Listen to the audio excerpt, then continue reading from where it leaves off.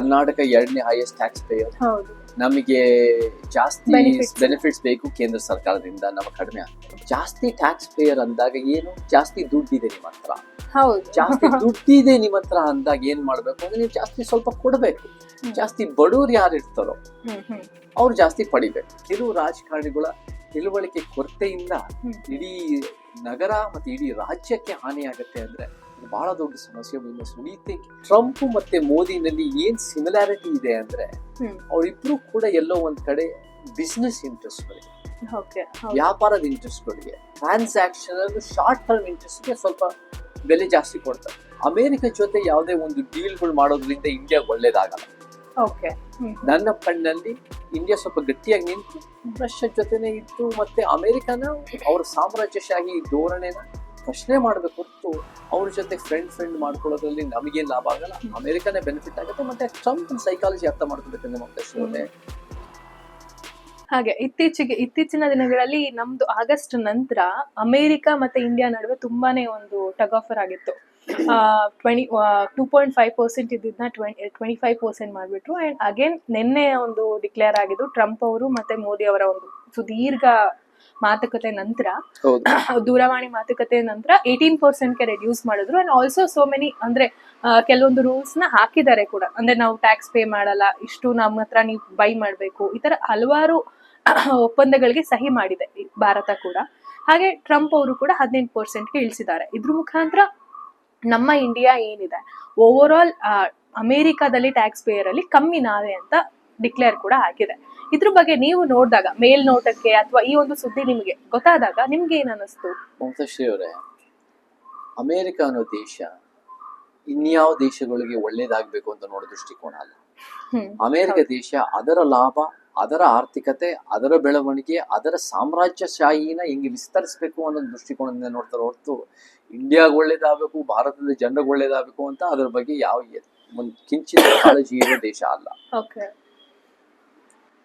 Trump ಮತ್ತೆ ಮೋದಿನಲ್ಲಿ ಏನ್ similarity ಇದೆ ಅಂದ್ರೆ ಅವರಿಬ್ರು ಕೂಡ ಎಲ್ಲೋ ಒಂದ್ ಕಡೆ ಬಿಸ್ನೆಸ್ ಇಂಟ್ರೆಸ್ಟ್ಗಳಿಗೆ, ವ್ಯಾಪಾರದ ಇಂಟ್ರೆಸ್ಟ್ಗಳಿಗೆ, ಟ್ರಾನ್ಸಾಕ್ಷನ್ ಶಾರ್ಟ್ ಟರ್ಮ್ ಇಂಟ್ರೆಸ್ಟ್ಗೆ ಸ್ವಲ್ಪ ಬೆಲೆ ಜಾಸ್ತಿ ಕೊಡ್ತಾರೆ. ನನ್ನ ಕಣ್ಣಲ್ಲಿ ಅದು ಒಂದು ಉತ್ತಮ ಲೀಡರಿನ ಗುಣ ಅಲ್ಲ. ನನ್ನ ಪ್ರಕಾರ ಒಂದು ಉತ್ತಮ ಲೀಡರಿನ ಗುಣ ಏನಂದ್ರೆ ಮುಂದಾಲೋಚನೆ ಇದ್ದು ಲಾಂಗ್ ಟರ್ಮ್ ಆಗಿ ಯೋಚನೆ ಮಾಡಿ ಜನಸಾಮಾನ್ಯರಿಗೆ ಲಾಭ ಆಗೋ ರೀತಿನಲ್ಲಿ ಯೋಚನೆ ಮಾಡೋದು ನಂಬಿಕೆ. ನನಗೆ ಈ ವಿಚಾರದಲ್ಲಿ ಟ್ರಂಪ್ ಒಂದ್ ಸ್ವಲ್ಪ ಎಕನಾಮಿಕ್ ಬ್ಲಾಕ್ ಮೇಲ್ ಟ್ಯಾಕ್ಟಿಕ್ಸ್ ಎಲ್ಲ ಟ್ರೈ ಮಾಡೋದು. ನಾವು ಟ್ಯಾರಿಫ್ ಜಾಸ್ತಿ ಮಾಡ್ತೀವಿ, ನಾವು ಹಿಂಗ್ ಮಾಡ್ತೀವಿ, ದೊಡ್ಡ ವ್ಯಾಪಾರಿನೇ. ಓನ್ಲಿ ಬಿಕಾಸ್ ಆಫ್ ರಷ್ಯಾ ಇಂದ ನಾವು ಆಯಿಲ್ ಎಕ್ಸ್ಪೋರ್ಟ್ ಮಾಡ್ಕೊಂತಿದ್ವಿ ಅಂತ ಹೇಳಿ, ದಟ್ಸ್ ಓನ್ಲಿ ರೀಸನ್. ನೀವ್ ಹೇಳೋದು ನಿಜ. ಇಂಡಿಯಾನ ಈ ಅಪ್ಪ ಏನ್ ಅನ್ಕೊಂತಾರೆ ಎಲ್ಲ ಬಿಸ್ನೆಸ್ ದೃಷ್ಟಿನಲ್ಲೇ ನೋಡ್ತಾರೆ. ಹೌದು. ಮೋದಿ ಅವರು ಏನ್ ಮಾಡ್ಬೇಕಾಗಿತ್ತು ಮತ್ತೆ ಭಾರತ ಏನ್ ಮಾಡ್ಬೇಕಾಗಿತ್ತು ಅಂದ್ರೆ ಈ ಅಮೆರಿಕ ಜೊತೆ ಒಂದ್ ರೀತಿ ಅವ್ರ ಜೊತೆ ಟ್ರೇಡ್ ಡೀಲ್ ಮಾಡೋದಕ್ಕಿಂತ ಗಟ್ಟಿಯಾಗಿ ಅವ್ರನ್ನ ಪ್ರಶ್ನೆ ಮಾಡ್ಬೇಕು. ಅಮೆರಿಕ ದೇಶ ಎಷ್ಟು ಮಟ್ಟಿಗೆ ಗಾಜಾದಲ್ಲಿ ಅವರು ಬೇರೆ ಬೇರೆ ವೆಪನ್ಸ್ ಸಪ್ಲೈ ಮಾಡಿ ದುಡ್ಡು ಕೊಟ್ಟು ಅದನ್ನ ನಾಶ ಮಾಡೋದು ಅಷ್ಟೇ ಅಲ್ಲದೆ ವೆನಿಜುವೆಲಾನಲ್ಲಿ ಅವರಾಗ ಅವರೇ ಅವರು ಒಂದು ಕಿಡ್ನಾಪ್ ಮಾಡಿ ಆ ಪ್ರೆಸಿಡೆಂಟ್ ಡೆಮೊಕ್ರಾಟಿಕ್ಲಿ ಎಲೆಕ್ಟೆಡ್ ಎಷ್ಟು ಮಟ್ಟಿಗಿದೆ ಅದು ಚರ್ಚೆ ಆಗ್ಲಿ. ಬಟ್ ನೀವು ಬಂದು ಕಿಡ್ನಾಪ್ ಮಾಡಕ್ಕೆ ನಿಮ್ಗೆ ಯಾವ ಹಕ್ಕಿದೆ? ಯಾವ ಇಂಟರ್ನ್ಯಾಷನಲ್ ಗೈಡ್ ಲೈನ್ಸ್ ಅಡಿಯ ನೀವು ಫಾಲೋ ಮಾಡ್ತಾ ಇದ್ದೀರಾ? ಅದನ್ನ ಮೋದಿ ಅವ್ರು ಪ್ರಶ್ನೆ ಮಾಡ್ಬೇಕು. ಅದು ನಮ್ಮ ಪ್ರಧಾನಮಂತ್ರಿಯಾಗಿ ನಮ್ಮ ಭಾರತ ಗಟ್ಟಿಯಾಗಿ ಒಂದು ನಿಜವಾದ ಪ್ರಜಾಪ್ರಭುತ್ವವನ್ನು ಉಳಿಸ್ತಾ ಇರೋ ದೇಶ, ಪ್ರಪಂಚದಲ್ಲೇ ಮಾದರಿ ದೇಶ ಅಂತ ಭಾರತ ಅಂದಾಗ ಅವ್ರನ್ನ ಪ್ರಶ್ನೆ ಮಾಡ್ಬೇಕು ಅಮೆರಿಕನ. ಸೊ ನಮಗೆ ಅಮೆರಿಕ ಜೊತೆ ಯಾವುದೇ ಒಂದು ಡೀಲ್ಗಳು ಮಾಡೋದ್ರಿಂದ ಇಂಡಿಯಾ ಒಳ್ಳೇದಾಗಲ್ಲ. ನನ್ನ ಕಣ್ಣಲ್ಲಿ ಇಂಡಿಯಾ ಸ್ವಲ್ಪ ಗಟ್ಟಿಯಾಗಿ ನಿಂತು ರಷ್ಯಾ ಜೊತೆನೆ ಇದ್ದು ಮತ್ತೆ ಅಮೆರಿಕನ ಅವ್ರ ಸಾಮ್ರಾಜ್ಯಶಾಹಿ ಧೋರಣೆನ ಪ್ರಶ್ನೆ ಮಾಡ್ಬೇಕು ಹೊರತು ಅವ್ರ ಜೊತೆ ಫ್ರೆಂಡ್ ಮಾಡ್ಕೊಳ್ಳೋದ್ರಲ್ಲಿ ನಮಗೇನ್ ಲಾಭ ಆಗಲ್ಲ. ಅಮೆರಿಕನೇ ಬೆನಿಫಿಟ್ ಆಗುತ್ತೆ. ಮತ್ತೆ ಟ್ರಂಪ್ ಸೈಕಾಲಜಿ ಅರ್ಥ ಮಾಡ್ಕೋಬೇಕಂದ್ರೆ ವಂಶಶ್ರೀ, ಟ್ರಂಪ್ ಎಲ್ಲಾನು ಕೊಂಡ್ಕೋಬಹುದು, ಎಲ್ಲಾನು ಬಳಸ್ಕೋಬಹುದು, ಎಲ್ಲಾನು ಅವರ ಒಂದು ಕಪಿ ಮುಷ್ಟಿಲಿ ಇಟ್ಕೋಬಹುದು ಅನ್ನೋ ಮನಸ್ಥಿತಿ.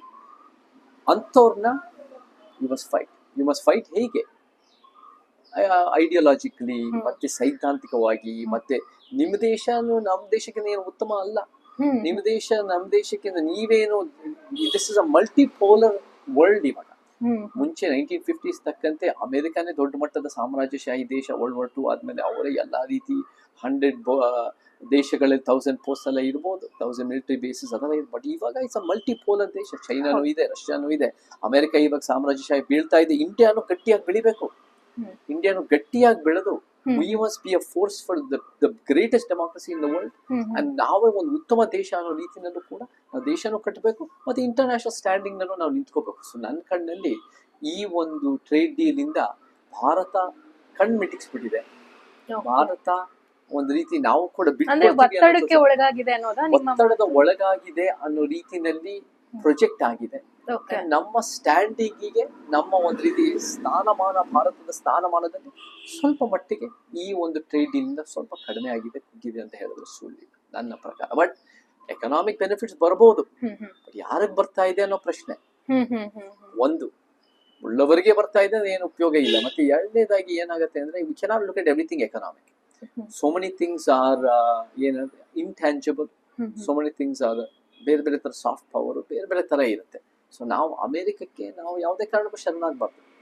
ಹಾಗೇನೆ ನೀವು ಹೇಳಿದ್ರಿ ರಷ್ಯಾ ಜೊತೆ ಸಂಬಂಧ ಇಟ್ಕೋಬಹುದಿತ್ತು ಅಂತ ಹೇಳಿ. ಬಟ್ ಟ್ರಂಪ್ ನ ಮೊದಲನೇ ಕಂಡೀಷನ್ ಏನಪ್ಪಾ ಅಂತ ಹೇಳಿದ್ರೆ ಆಯಿಲ್ ನ ಎಕ್ಸ್ಪೋರ್ಟ್ ಮಾಡ್ಕೊಳಂಗಿಲ್ಲ ನಮ್ ಜೊತೆ, ಮತ್ತೆ ವೆನ್ಜುಲಾ ಜೊತೆ ನೀವು ಆಯಿಲ್ ನ ಟ್ರಾನ್ಸ್ಪೋರ್ಟ್ ಮಾಡ್ಕೋಬಹುದು ಅಂತ ಹೇಳಿ ಒಪ್ಪಂದದಲ್ಲಿದೆ. ಭಾರತ ಕೂಡ ಅದಕ್ಕೆ ಸಹಿ ಹಾಕಿದೆ. ಇದಕ್ಕೆ ನಿಮ್ಗೆ ಒಪ್ಪಿಗೆ ಇದೆಯಾ? ಇಲ್ಲ, ನನಗೆ ಅದು ಅದೇ ರೀತಿಯಲ್ಲಿ ನನಗೆ ಅದು ಸರಿ ಅನ್ಸಲ್ಲ.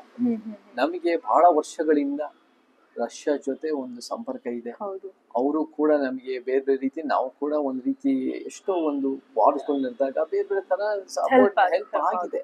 ಸೊ ಆ ನಿಟ್ಟಿನಲ್ಲಿ ಅಮೆರಿಕ ಅನ್ನೋ ಒಂದು ಸ್ವಾರ್ಥದ ಒಂದು ದೇಶದ ಜೊತೆ ಸಂಪರ್ಕ ಇಟ್ಕೊಳ್ಳೋಕ್ಕಿಂತ ನಾವು ಯಾರನ್ನು ನಮಗೆ ಒಂದು alternative world order, alternative global ಪೊಲಾರಿಟಿಯನ್ನ ಒಂದು ಯಾರು ಬೆಳೆಸ್ತಾರೋ ಅವ್ರ ಜೊತೆ ಇಟ್ಕೊಳ್ಳೋದೇ ವಾಸಿ.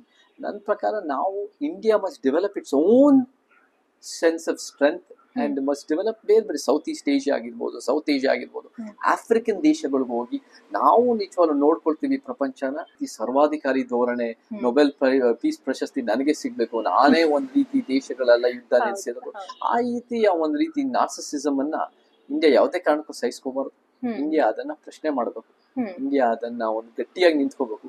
ಇಂಡಿಯಾ ಅದನ್ನ ಅಮೆರಿಕ ದೇಶ ನಿಜವಾಗ್ಲೂ ಪ್ರಪಂಚಕ್ಕೆ ಒಂದು ಮಾರಕ ಮಾಡಿರೋ ಕೆಲಸ ಮಾಡ್ತಾ ಇದೆ ಹೊರತು ನಮ್ಮಂತ ಉತ್ತಮ ಕೆಲಸ ಮಾಡ್ತಿಲ್ಲ ಅಂತ ನಾವು ಕೆಲಸ ಮಾಡಿ ತೋರಿಸ್ಬೇಕು. So I think I was disappointed in this action by India as a nation and in the national level, international level politics ನನಗೂ ಸ್ವಲ್ಪ ಡಿಸಪಾಯಿಂಟ್. ಓವರ್ ಆಲ್ ಇದೆಲ್ಲ ನೋಡೋದಾದ್ರೆ ಸರ್ 2028 ಒಳಗಡೆ ನಾವು ಥರ್ಡ್ ಲಾರ್ಜೆಸ್ಟ್ ಎಕಾನಮಿ ಆಗ್ತೀವಿ, ಇಂಡಿಯಾ ಆಗ್ತೀವಿ ಅಂತ ಹೇಳಿ ಮೋದಿ ಅವರು ಪ್ರೊಮಿಸ್ ಮಾಡಿದ್ದು. ಅಗೇನ್ ಅದು ಆಲ್ರೆಡಿ ಆಗ್ತಿದೆ, 6th ಆಲ್ರೆಡಿ ನಾವು ಬಂದಿದ್ದೀವಿ. ನಿಮ್ ಓವರ್ ಆಲ್ ರೇಷಿಯೋ ನೀವು ನೋಡ್ಕೊಂಡಾಗ ಎಕಾನಮಿ ಆಗಿರ್ಬೋದು, ಎಜುಕೇಶನ್ ಎಲ್ಲ ವೈಸ್ ನೋಡ್ಕೊಂಡಾಗ ನಿಮ್ಗೆ ಏನ್ ಅನ್ಸುತ್ತೆ, ಆಗತ್ತಾ? ಇಂಡಿಯಾದ ಬೆಳವಣಿಗೆ, ಎಕನಾಮಿಕ್ ಬೆಳವಣಿಗೆ ಒಳ್ಳೇದೆ. ಬಟ್ ಎಕನಾಮಿಕ್ ಬೆಳವಣಿಗೆ ಅದು ಬರೀ ಒಂದು GDP ದೃಷ್ಟಿನಲ್ಲೇ ನೋಡಕ್ಕಾಗಲ್ಲ. We have to look at per capita income ಅಂತ ನೋಡಬೇಕು. ನಮ್ಮ ಜನಸಾಮಾನ್ಯರ ಜೀವನಕ್ಕೆ ಒಳ್ಳೇದಾಗ್ತಾ ಇದೆಯಾ? ನೀವು GDP ಗ್ರೋತ್ ಅಂದ್ಬಿಟ್ಟು ನೀವು ಬರೀ ಅಂಬಾನಿ ಅದಾನಿಗಳ ಬ್ಯಾಂಕ್ ಬ್ಯಾಲೆನ್ಸ್, ಅವ್ರ ಬಜೆಟ್ಗಳು ಅವ್ರದೇ ದೊಡ್ಡ ಪ್ರಮಾಣ. ಯಾಕಂದ್ರೆ ನಾನು ಏನ್ ಕೇಳಿದ್ದೀನಿ, ಈ ಟ್ರಂಪ್ ಟ್ರೇಡ್ ಡೀಲ್ ಇಂದ ಟಾಟಾಗಳಿಗೆ, ಈ ಅಂಬಾನಿಗಳಿಗೆ, ಅದಾನಿಗಳಿಗೆ, ಇವ್ರಿಗೆಲ್ಲರಿಗೂ ಸ್ವಲ್ಪ ಬಹಳ ಜಾಸ್ತಿ ಬೆನಿಫಿಟ್ ಆಗಿದೆ ಅಂತ ಕೇಳ್ಪಟ್ಟಿದ್ದೀನಿ.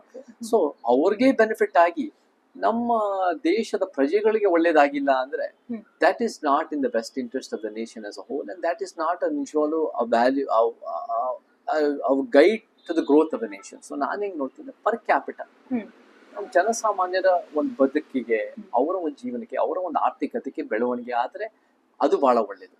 ನಮ್ಗೆ ಯಾರು ಬಡವರು ಇರ್ತಾರೆ ಅವ್ರಿಗೆ ಜೀವನಕ್ಕೆ ಹೆಚ್ಚಳ ಮಾಡಿ ಮರು ಹಂಚಿಕೆ ಮಾಡೋದು ನಮ್ಮ ಉದ್ದೇಶ ಇರ್ತದೆ. ಸೊ ಅದೇ ನಮಗೆ ಆರ್ಥಿಕ ಸಮಾನತೆ ನಮ್ಮ ಉದ್ದೇಶ.